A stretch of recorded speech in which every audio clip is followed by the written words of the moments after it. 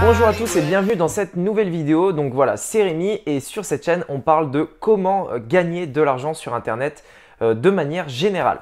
Alors voilà, dans cette vidéo, je voulais vous parler de dropshipping et je voulais vous parler d'un point que je trouve vraiment très intéressant qui peut vraiment vous apporter beaucoup de valeur. C'est en fait quels sont tous les éléments sur une boutique et sur la publicité.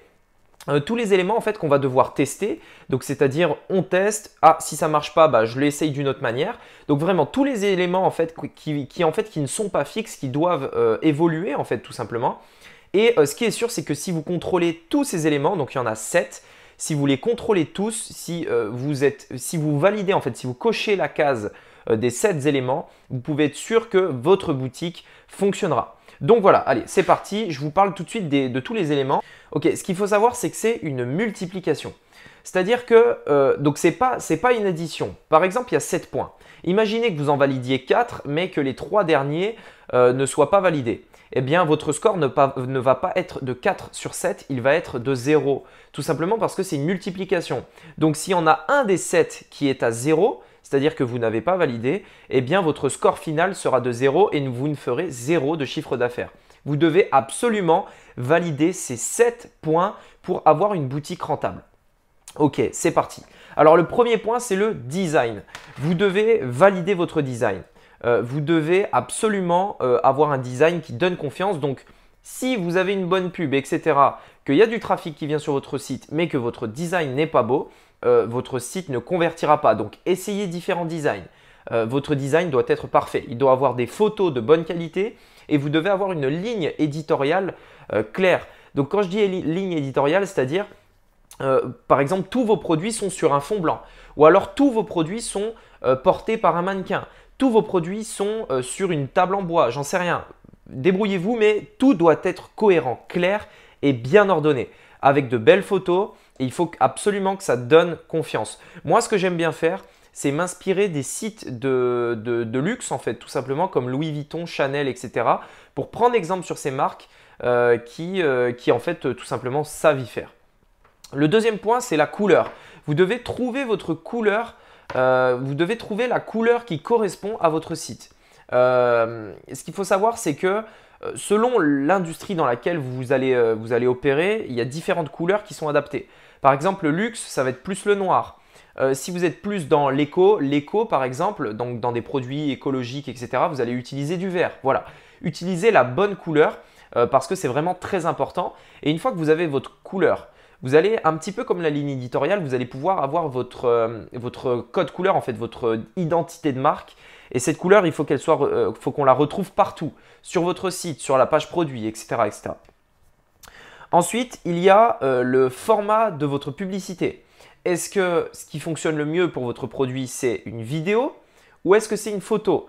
Par exemple, si vous vendez des cannes à pêche, on s'en fout de voir une photo de la canne à pêche. Ce qu'on veut voir, c'est une vidéo d'un mec qui pêche avec, qui nous montre qu'elle est ultra légère, etc. Donc, pour une canne à pêche, par exemple, une vidéo, c'est top. Si vous vendez par contre des montres, par exemple, une photo, c'est très intéressant. Une vidéo, ce n'est pas forcément utile de voir un mec qui nous montre son poignet, qui tourne, qui court, j'en sais rien. Là, nous, ce qui nous intéresse, c'est de voir une photo de la montre. Attention, la pub, si vous vendez des montres, par exemple, votre pub ne doit pas montrer une montre sur un fond blanc. Ça, c'est nul, ça ne marche pas. Vous devez montrer votre montre qui est portée par quelqu'un, par un mannequin, j'en sais rien, mais elle doit être absolument portée. Il faut que vos clients se projettent. Il faut que vous les ameniez à visualiser en fait comment ils seront quand ils auront la montre. Ok pour la montre. Donc le format, vidéo, pub, ça peut être aussi carrousel, vidéo, photo, carrousel, enfin ce que vous voulez, Canva, voilà, peu importe. Ensuite, il y a le texte dans votre publicité. Donc ça, voilà, je ne vais pas m'attarder là-dessus. J'ai fait d'autres vidéos sur comment faire un bon texte, mais voilà, votre texte doit être parfait. Donc, si vous voyez que votre pub faiblit un peu, essayez un autre texte. Essayez, voilà. C'est tous des éléments variables que je vous parle là. Ensuite, il y a le ciblage. Est-ce que les personnes que vous ciblez sur votre publicité sont les bonnes? C'est pas parce que je vends des montres que je dois cibler uniquement les personnes qui sont intéressées par les montres. Pourquoi? Parce que moi, par exemple, moi personnellement, j'aime les montres. Par contre, je n'aime pas que ça. J'aime aussi les t-shirts, j'aime aussi les jeans, j'aime aussi les chaussures. Voilà, bref. Donc, tous des intérêts qu'on peut cibler. Donc voilà, vraiment, je vous invite à cibler différents intérêts, à essayer tout simplement. Ensuite, on a le produit. Bah oui, même si la pub est bonne, le site est bon, la couleur est bon, le format est bon, etc. Si vous avez un produit qui ne correspond pas à tout ça, eh bien ça ne fonctionnera pas. Donc essayez différents produits.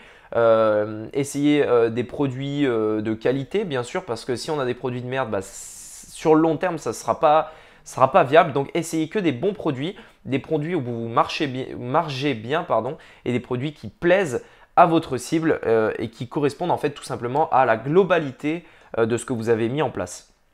Et le dernier point, c'est l'offre marketing. C'est-à-dire que vous devez avoir quelque chose qui vous différencie des autres concurrents. Est-ce que c'est sur le prix? Est-ce que c'est sur la qualité? Est-ce que c'est sur du Made in France? Est-ce que c'est sur la rapidité de livraison?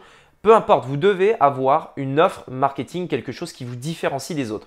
J'ai fait une vidéo dernièrement sur la chaîne où je parlais de l'offre marketing de Kia. Par exemple, Kia, pour se démarquer des autres, son offre marketing, c'était tous les véhicules garantis 7 ans. Ça, c'est une offre marketing. On sait que quand on va chez Kia, c'est les seuls à garantir leur véhicule 7 ans. Donc, c'est clair.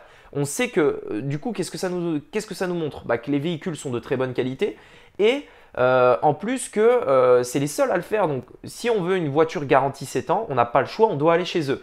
Et vos clients doivent se dire ça dans leur tête. Ils doivent se dire, bah voilà, si je veux ça, je n'ai pas le choix, je suis obligé de l'acheter ici. Donc, il n'y a pas d'autre solution. Et l'offre marketing, c'est ça. Donc, je vais reprendre les points et souvenez-vous, s'il y a un des 7 points qui n'est pas validé, votre boutique ne fera pas de vente. Il faut que votre boutique coche ces 7 points. Donc, à la limite, faites un tableau, reprenez toute votre boutique et votre compte publicitaire et cochez un par un les 7 points. Il y a des éléments à chaque fois pour valider les 7 points, pour être sûr que les 7 points sont bien parfaits, en fait, sont bien validés, mais vous devez absolument les valider. Donc, testez le design, testez la couleur, testez le format de vos pubs. Est-ce que c'est la vidéo? Est-ce que c'est les photos? Donc, pour savoir ça, vous allez faire des tests, tout simplement. Vous allez essayer différentes pubs, une avec une photo, une autre avec une vidéo, une autre avec un format carrousel, etc. Vous testez et vous éliminez petit à petit ce qui ne fonctionne pas. Testez le texte, pareil, vous faites différentes pubs, quel texte fonctionne le mieux? Et ensuite, vous éliminez. Testez le ciblage, pareil, vous essayez plusieurs ciblages, quel ciblage fonctionne le mieux? Testez les produits avec le meilleur ciblage, le meilleur format et le meilleur texte. Testez plusieurs produits pour savoir lequel fonctionne le mieux. Pareil pour l'offre marketing, testez plusieurs offres marketing. Et en fait, vous allez tester comme ça jusqu'au moment en fait où vous allez atteindre, en fait, vous allez faire comme ça. C'est une pyramide si vous voulez. Vous allez tester. Au début, c'est très large et petit à petit, ça s'affine. Vous allez tester et quand vous allez trouver vraiment ce qui marche, vous allez mettre le point sur la bonne cible. On va lui présenter le bon site qui lui plaît, avec un bon texte, avec un bon format, une bonne offre marketing, enfin, etc. Là, vous pouvez être sûr que votre boutique va décoller. Et c'est pour ça en fait que très souvent, on voit sur des boutiques Shopify que pendant quelques temps, ça ne fonctionne pas tout simplement. Et puis d'un coup, boum, ça explose. Et vous devez tout simplement tenir jusqu'au moment où ça va exploser parce que si vous mettez tout en place, ça explosera forcément à un moment. Donc vraiment, j'insiste là-dessus, tenez le coup, ça marchera pour vous. Je vous ai vraiment donné les 7 points essentiels que vous devez valider. Donc vraiment, cochez-les un par un. Et puis si ils sont tous cochés, il ne tient qu'à vous de faire des ventes. Voilà, et bien écoutez, merci d'avoir regardé cette vidéo jusqu'à la fin. J'espère qu'elle vous a plu. Si c'est le cas, je vous invite à vous abonner. Et puis écoutez, on se retrouve dans une prochaine vidéo demain. Allez, à plus! I've never hated them, always been focused on making a way for them. I spend a third of my nights trying to pray for them, but they can't hear it cause I'm far away from them. Hope that they're happy, I'm fucking ashamed.